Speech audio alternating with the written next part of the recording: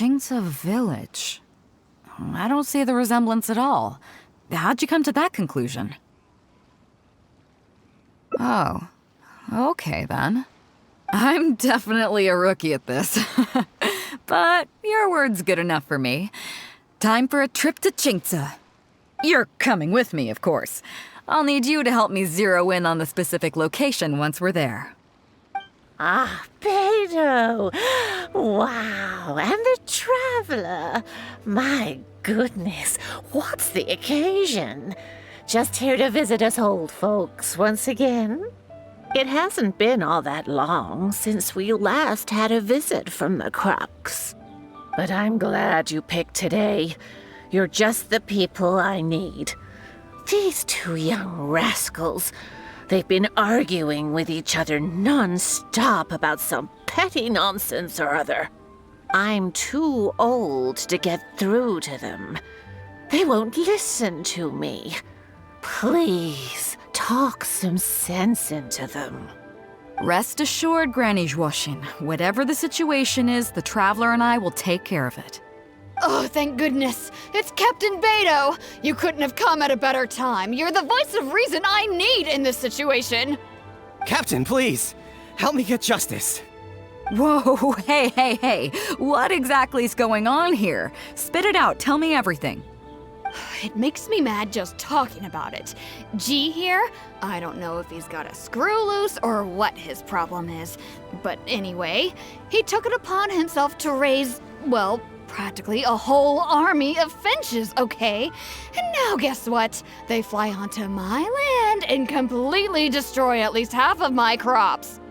I asked him to pay compensation, but he refused. Now how is that fair? Captain, I'm innocent. They're not even my finches. I just thought they looked kinda cute, you know, so I fed them a couple of times. They're wild birds, though. A couple times?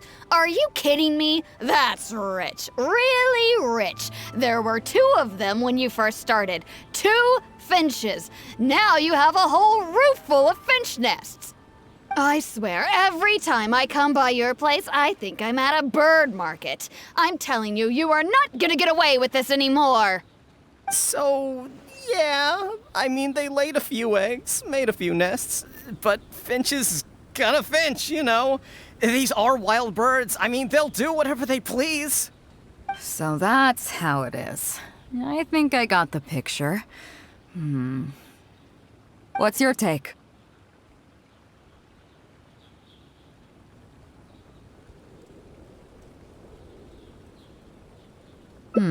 Fair point. Granny Zhuoshin, is there anything left over from the relief funds delivered by the Crux on our last visit? Technically, this would be a case of avian damage to agriculture. It meets the relief criteria, so we can use these funds to cover Wenjing's losses. Why, yes. There's plenty left over. The Crux brings such a generous sum each time. There's no way our small village could ever use up all of it. Oh, thank you, Captain Beidou. You can bet I never would have managed to get G to pay up, even if I spent my whole life trying to persuade him. Thank you, Captain. You can bet I never would have been able to afford the compensation out of my own pocket. I'll drive those finches away the moment I get back. I can't let them carry on ruining the neighbors' crops. Beidou, you do so much for our village, and we could never hope to repay you. Granny Zhuoshin, as you know, many of the boys from your fine village do sterling work for the Crux. The fleet wouldn't be what it is today without them, so please think nothing of it. Gee, Wenjing, I guess you're free to go. Captain Beidou, you're here. Pops Xing, it's been a long time. How've you been? Don't get me started. I've been having some real trouble with that neighbor of mine, Zhen. We keep having the same argument, and it just goes nowhere.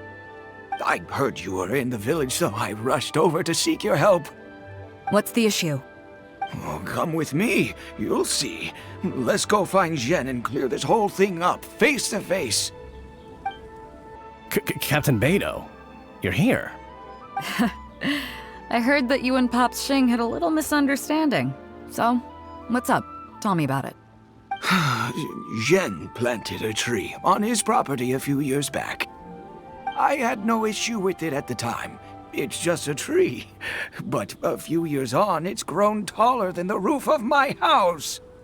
Every morning when I get up and open the window, I just want to feel the sun on my face. But I'm greeted instead by the looming shadow of my neighbor's tree. It really affects my mood. I asked Jen to cut it down so I could get some sunlight back on my property. But he said no.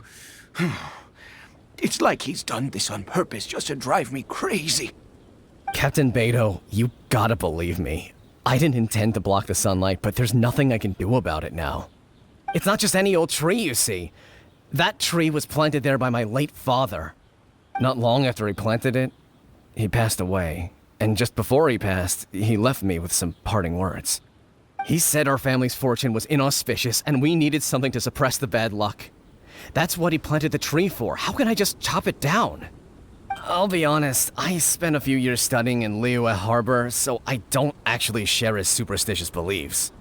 But still, that doesn't change the fact that this was my father's dying wish. Okay, I think I'm all clear on the situation. What are you thinking?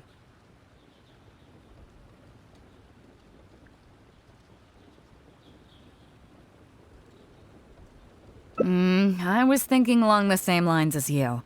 Look, Pops, I'm not trying to make excuses for Zhen, but just try putting yourself in his shoes for a moment. Zhen's desire to protect his tree isn't for money or because he wants to hurt anyone, or for the sake of any superstition. He just wants to honor his father's dying wish. Pops, you have kids too, right? Yeah, when you put it like that. Pops, if you can agree to it, I'll have a word with Granny Zhuoshin and see about getting you some money from the relief fund as compensation for having your sunlight blocked. As for the tree... That sounds good to me. Whatever you think, Captain Beidou. The tree can stay. Some compensation would make me feel much better about the whole thing. Thank you, Captain Beidou. And thank you for understanding Pop's Xing. I'll make sure to trim it back when I get home to let some more light through. It'll be such a relief not to have to worry about this anymore. On a separate note, I remember the Crux last visited the village not very long ago. Is there some special reason why you're back in person so soon? Nothing all that special, just personal reasons. I'm looking for some treasure. Huh? Treasure? Wait a second. That reminds me, I saw Chongping and Defu arguing in the fields earlier. It sounded like they were both trying to lay claim to some treasure. I don't know if it's related to the one you're looking for, but anyway, they're probably still there now. Really? Okay, well, you and Pops Xing can go about your business now. I'll go see what the situation is. Huh? Beidou, you're just in time. Defu's being completely unreasonable. What happened? I'm not being unreasonable, Captain. I got Chongping to help me plow my land because it's the busy season. And then, what do you know, he plows up a treasure chest. Way I see it, it's my land, so the treasure belongs to me, right? I think it's a pretty clear-cut case. You say that, Defu, but what you're forgetting is that I came to help you plow your fields out of the goodness of my heart, and you haven't paid me a single mora. It was also my plowing that turned up this chest. However you cut it, surely I'm entitled to at least some of the treasure. The domestic drama just keeps coming today. What are your thoughts? Okay, I think I'm up to speed here. If you two really want to take this further, I can get a legal expert from Liyue Harbor to adjudicate. As for the costs, I'll cover them. What do you think?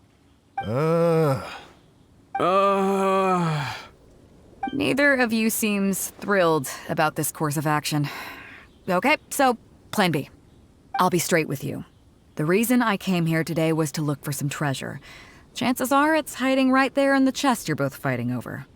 So, how about you two stop fighting over it and do me a favor by handing it to me? Of course, I'll be indebted to both of you. If either of you ever needs anything in the future, the Crux will not hesitate to lend you our support. Captain, you're far too kind, really. Indebted? That won't be necessary. If you want this chest, you go ahead and take it. Yep, totally agree. If only I'd known you were looking for this chest. You should have said something. I would have delivered it to you personally to save you the trip. It seems like it's been quite a busy day for you, helping us settle all our little quarrels. Come on, let's go to the village. I'll rally the masses. We'll get some good food and good drink and have a good old get-together. Don't worry about the chest. I'll carry it over. What a fine day today has been. Beidou has solved an awful lot of problems in our village. She sure has. Without Captain Beidou, that compensation payment would have bankrupted me. Yeah, and if it weren't for Captain Beidou, I'd still be arguing with Pops Xing. Here, here. We have plenty to thank Captain Beidou for, I'm sure. I propose a toast in her honor. To Captain Beidou. Cheers! I couldn't ask for more than the chance to get everyone together and drink to our heart's content. Cheers!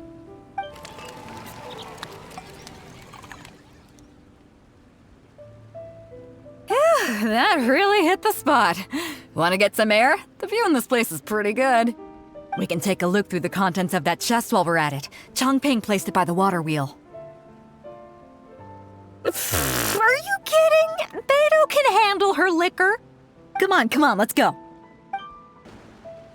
So, I've been thinking. Everyone seems to trust me enough to let me have the final word on their disputes. But don't you think some of my solutions can be a little stupid? You can laugh, I don't mind. Take Chongping and Defu's wrangling over that chest, for instance. I had no clue who it should belong to, so I just came up with this stupid idea of taking it for myself. At least that way, neither of them would feel like it was unfair. But, I mean, I'm no Ningguang. I can't make a perfect deal every time. And I'm no Yanfei either. Not all my judgment calls are going to be 100% fair and square. I am Beidou, and my strength is in trading favors.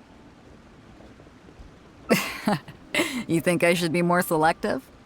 Some people think their favors are so valuable that they need to plan out how and when to use them to maximize the return on their investment. They view the favor as a bargaining chip.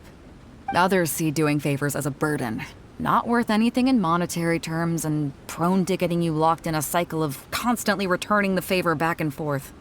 But the way I see it, favors are what keep people connected to one another. Over thousands of years, the people of Liyue have created bonds between each other by doing someone a favor here and asking for a favor there. This means that no individual is truly on their own out there. When someone falls down, there's an invisible net made of human connections, waiting to catch them and get them back on their feet. Over the years, I've come to owe favors to a great many people, and many other people have come to owe me one. These are the countless bonds between us, like so many fish in the sea. And they're the reason that the Crux and I have survived the countless hardships we faced. I believe that if there ever comes a day when the world is overrun by monsters, Liyue's legal system collapses and the land is thrust back into an age of war, it's these bonds that will see us all through the dark days ahead, until we come out on the other side. I'm not saying that. But either way, we have a pretty firm bond between us already, don't you think? Was this wind brewed in a winery? It's making me lightheaded. I feel like I'm forgetting something. Something we were literally just talking about. Oh, yeah, the chest! Oh, I got so immersed in our conversation that I forgot all about the main event. Come on, let's open it up and see what's inside.